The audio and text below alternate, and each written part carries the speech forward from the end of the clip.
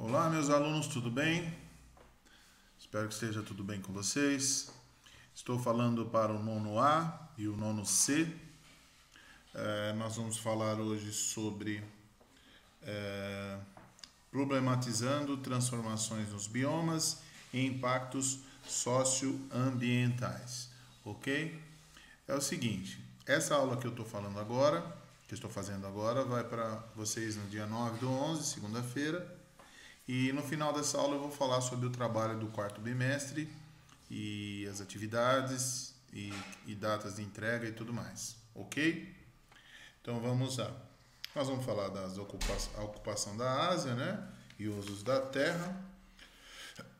Vamos falar também desses impactos ambientais, os biomas. Vocês têm aí um mapa, né, de biomas, o mapa número 4. Tá escrito assim, Biomas Ásia 2006, né?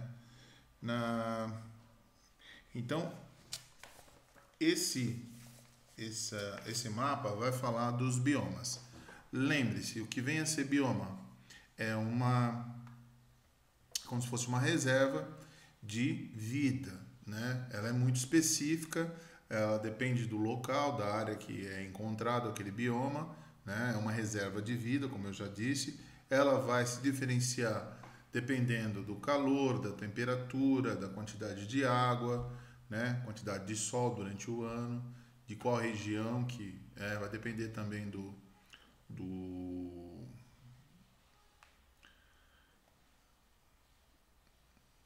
vai depender de todo um contexto, né, do ecossistema, como funciona aquele ecossistema, né?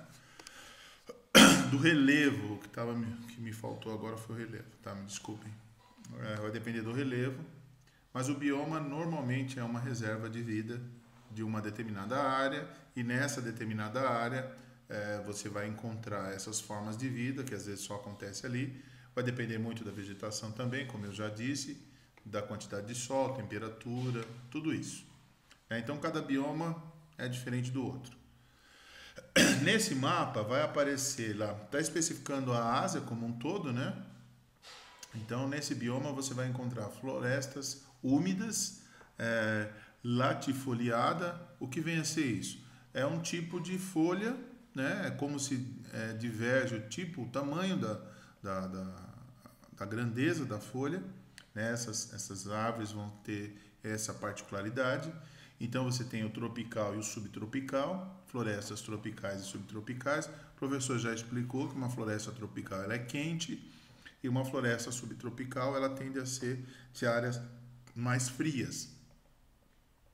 A floresta seca latifoliada, obviamente que ela vai ser mais seca, com o mesmo processo de folhas as árvores que o professor já falou, tropical e subtropical. A única diferença aqui vai ser com menor umidade. A floresta de coníferas. Coníferas são árvores que têm formato de cone e os frutos no mesmo caminho. As pinhas, por exemplo.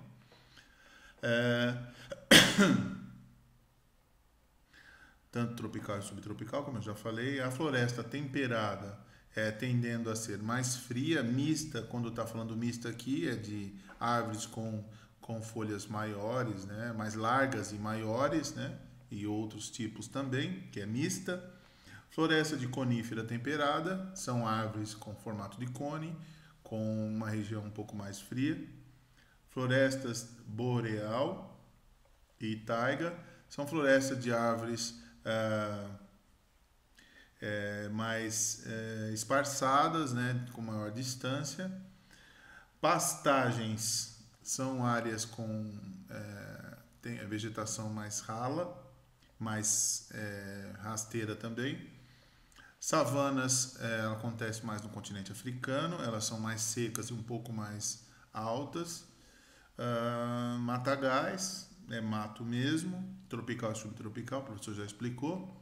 Pastagens são áreas, né, que normalmente os animais utilizam como se fosse gramíneas, né, um mato mais espesso e mais mais ralos, né? Savanas e matagais, o professor já falou. Temperados quer dizer mais frias. Pastagem de inundadas. Essas pastagens inundadas normalmente elas servem para são áreas mais difíceis, né? E uma parte delas é utilizada para plantação de arroz. Savanas nós já falamos. Pastagens e matagais de montanha. Obviamente que aí é uma vegetação mais rarefeita, né? Assim, de uma região com ar mais rarefeito, e a própria pastagem também ela é mais irregular. Tundra normalmente ela é relativa a áreas mais frias, são líquens, musgos, né? Menor vegetação por conta do frio. Florestas mediterrâneas, elas normalmente acontecem em áreas que têm verões mais secos e invernos mais úmidos. Áreas arborizadas, né? São arbustos mesmo, matagal. Desertos e matagais xéricos. O xérico aqui quer dizer são vegetações que já estão adaptadas à falta d'água, ok? O mangue ele faz parte de um ecossistema em que está junto, um do lado do outro, um retroalimenta o outro, que é a água salgada, a água do rio, né? É um mar próximo de um rio de água doce, a floresta atlântica, Mata Atlântica, e normalmente no mangue são árvores adaptadas com aquelas raízes mais expostas. Ela tem que ter raízes em várias altitudes, em várias proporções, porque como tem a vazão e a cheia, então quando a água acontece a cheia, ela invade o mangue. Então a árvore tem que ter aquilo ali para ela retirar o máximo de nutrientes advindos do mar, e também o mar traz certos micro-organismos, certos seres menores, então é uma troca, né? O mangue também é onde ficam ali os caranguejos, que também se alimentam desses nutrientes que vêm pelo mar, do rio também, então é uma troca ali, o que cai das árvores, né, da Mata Atlântica, os animais que frequentam ali, macacos e tudo mais, também se alimentam de alguns seres ali. O mangue é uma área tem muita matéria orgânica e também é um retroalimento, né, como eu disse, é um sistema ali interligado, e é uma área de reprodução importante também. Desculpem. Infelizmente, grande parte dos mangues estão sendo invadidos pelo ser humano, né, por conta da especulação imobiliária. Infelizmente, isso ocorre. Então, é muito complicado. Então, essa é a parte de biomas da Ásia. Do lado, você tem o mapa 5, que são os usos da terra, né? Como que a Ásia utiliza-se dessas terras, né? Então, são lavouras irrigadas, residenciais. Irrigadas aqui é por conta do homem, obviamente, o homem que faz essa irrigação. Lavouras de segueiro residenciais, lavouras povoadas, o próprio nome já diz. Lavouras remotas são as áreas mais distantes e de difícil ocupação humana, são as áreas anecúmenas, né? Áreas que é difícil ter ser humano, tem poucos, mas tem, né? As pastagens residenciais, assim mais perto das áreas de grande residência, com animais, né, que fazem ali o processo de pastagens. Pastagens muito povoadas, pastagens remotas, as mais distantes, uma área extremamente urbanizada. Aqui está dizendo assentamentos densos. O que vem a ser assentamentos? São áreas em que a população foi colocada ali por algum programa de governo, e são densos porque se concentram muitas pessoas no mesmo lugar, num determinado espaço. E assentamentos mistos, né? São assentamentos que não só têm pessoas, então são de áreas rurais e urbanas, né? O seminatural aqui são áreas arborizadas, residenciais, povoadas, em áreas remotas. São áreas que não tem quase árvore ou não são produtivas, não tem produção humana ali. Áreas com plantio de arroz, né? Grande parte do arroz que nós consumimos ele é importado do continente asiático. O Brasil não produz todo o arroz que consome, né? Tem a questão, tem uma série de fatores a serem analisados por conta do arroz, mas é inaceitável que um pacote de arroz de 5 quilos custe R$ 28, né? Às vezes até mais. Então, o que acontece? Tem a questão do dólar, que vai influenciar, o dólar está altíssimo, a questão da economia daquele país, tem uma série de fatores que levam o arroz a custar esse valor absurdo. O problema é que a nossa base de alimentação aqui no Brasil é o arroz e o feijão. Então, para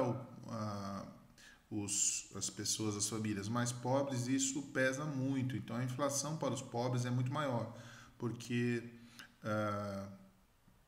a alimentação para o pobre, ele custa algo em torno de 30% do seu salário.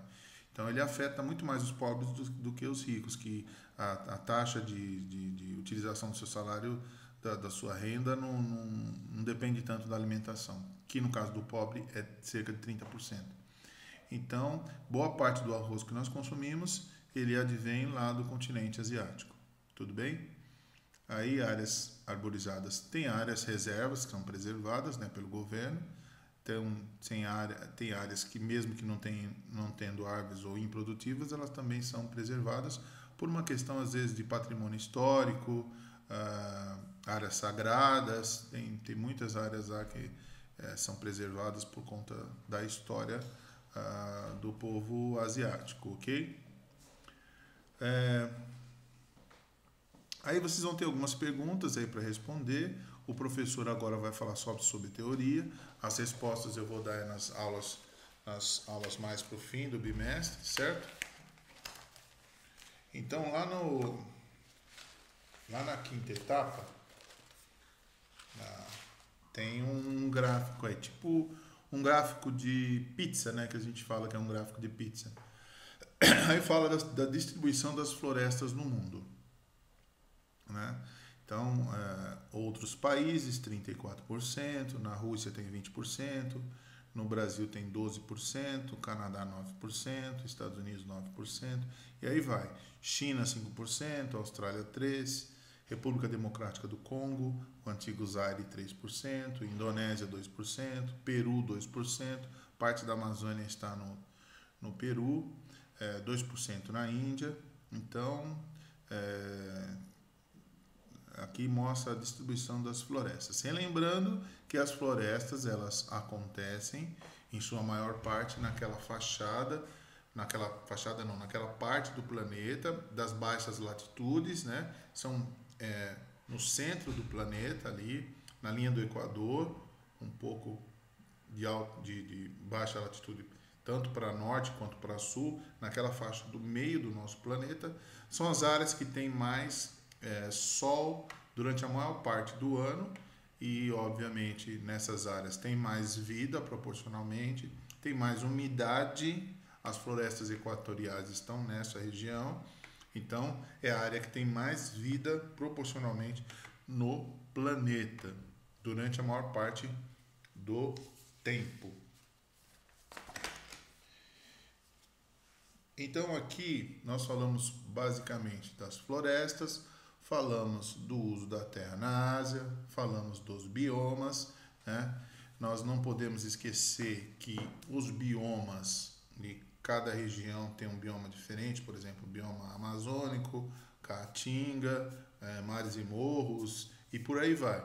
Então nós temos vários biomas no nosso país, como tem vários biomas no mundo inteiro. Então você tem um bioma específico, ele não deixa de ser um ecossistema, um sistema ecológico, ali único, quando você está pensando em um bioma só. Quando você está pensando no todo, no planeta inteiro, é um ecossistema geral e vai incluir dentro desse ecossistema geral uma série de biomas, muitos biomas que vão gerar algumas plantas endêmicas. O que vem a ser plantas endêmicas? Só acontecem naquele lugar. Tem a planta endêmica, tem a bactéria endêmica, tem o animal endêmico, né? Quando você fala do cerrado igualzinho o cerrado não tem em nenhum lugar do mundo. Alguns falam que O Cerrado é a savana brasileira, mas eu não gosto muito dessas comparações não, porque o Cerrado é muito diferente da savana, então é difícil fazer esse tipo de comparação. Então, cada bioma é diferente um do outro, tem uma característica própria, né? Aqui na atividade 5, retomando conceitos, né, nós vamos falar o seguinte, com relação às queimadas. Nós tivemos problemas sérios esse ano com relação de queimadas. Agora deu uma diminuída por conta que inicia-se o período de chuvas, né, na primavera. Ainda bem que começou a chover lá no Pantanal, nas áreas mais agredidas recentemente, mas o problema todo aí está no fato que 95% de tudo isso são queimadas ilegais, foram produzidas pelo ser humano. E infelizmente, aquelas cenas que nós temos visto aí de onças com patas queimadas, animais mortos, cenas assim absurdamente doloridas, né, de se ver, né, e saber que aquilo foi provocado pelo ser humano, né? Nós não estamos falando daquele sitiante que faz uma queimada ali localizada, não estamos falando desse. Nós estamos falando nós também não estamos falando quando cai um raio e acontece uma queimada natural, ou por conta da secura e a fase do ano que é muito quente mesmo. Nós não estamos falando disso. Nós estamos falando de uma queimada ilegal. Esse é o problema maior. Nós perdemos mais de 20% do Pantanal nesse período. Tá? No Pantanal, nós estamos falando do maior bioma de terras alagadas do mundo. Então, uma grande parcela do ano ela fica alagada. Então, nesses períodos de cheias, ou de muita chuva e tudo mais, o que acontece? Os grandes produtores por exemplo, de boi, criadores de boi, eles levam seus animais para as áreas de maior altitude. Depois, quando passa o período das chuvas, eles voltam para a região, né? E isso é um constante, né? Todo ano acontece isso. Nós estamos falando do bioma que tem a maior quantidade de pássaros e peixes do mundo. Nós não estamos falando de qualquer lugar, né? E infelizmente eu confesso para vocês que todo o tempo que eu dou aula eu nunca tinha visto uma coisa tão triste. Nós não estamos nem falando ali da parte da Amazônia que também foi, né? A região norte que também sofreu com a queimada. Nós estamos falando onde foi a maior agressão, que foi no Pantanal. Foi a pior agressão que eu tenha visto na minha vida. Eu nunca tinha visto cenas tão horríveis, né? Então, infelizmente, neste momento, os outros governos também cometeram erros, mas particularmente neste governo, eu nunca vi tanta coisa errada, tanta invasão de terra de índios, tanta morte, tanto apoio ao agronegócio, tanta permissividade com relação aos agrotóxicos. Eu nunca tinha visto isso na minha vida. Então, nós estamos vivendo um momento muito triste. Ainda bem que o período de chuvas começou e deu uma diminuída, mas a perda foi irreparável. Como eu já disse, nós perdemos mais de 20% do nosso Pantanal nesse período aí. Mas ainda bem que começou as chuvas. Então nós vamos parar por aqui hoje. Agora eu vou falar sobre o trabalho, ok? Então, o trabalho do nono ano, a pesquisa que vocês vão fazer é sobre se as queimadas são naturais ou criminosas. Então, vocês vão fazer uma pesquisa sobre isso, vão colocar no seu caderno, não é digitado, eu não vou aceitar nenhum trabalho digitado. Vou repetir, não vou aceitar trabalho digitado. Se você vier me enviar um trabalho digitado, eu vou devolver para você. Tá bom? Você vai mandar um e-mail para mim, eu vou devolver. Então, você põe no seu caderno a pesquisa e você vai responder essas perguntas aqui que eu vou falar. Anote, por favor.